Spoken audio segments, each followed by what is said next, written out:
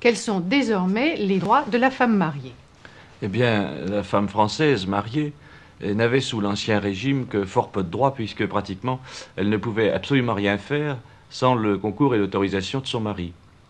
Au contraire, avec la loi qui a été votée, qui entre en application le 1er février prochain, la Française pourra dorénavant disposer de ses biens, encaisser ses fermages, les loyers de ses maisons si elle en a, sans le concours de son mari.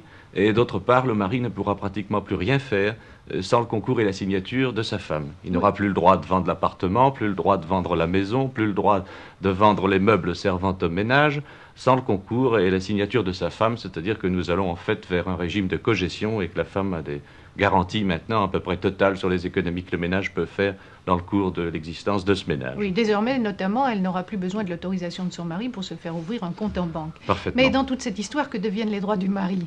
Eh bien, le mari reste le chef de la famille. C'est un très beau titre, mais en fait, il n'a plus aucun droit, il n'a plus aucun pouvoir. Je crois que vous exagérez, il en a tout de même autant que la femme. Oui, certainement, il a exactement les mêmes droits que la femme maintenant, mais ils pourront faire chacun de leur côté exactement la même chose, les mêmes actes, les mêmes acheter, procéder aux mêmes acquisitions, faire exactement, se faire ouvrir un compte en banque, vendre des titres, et pourront agir tout à fait indépendamment l'un de l'autre. J'ai l'impression que les maris ne sont pas très contents à vous entendre.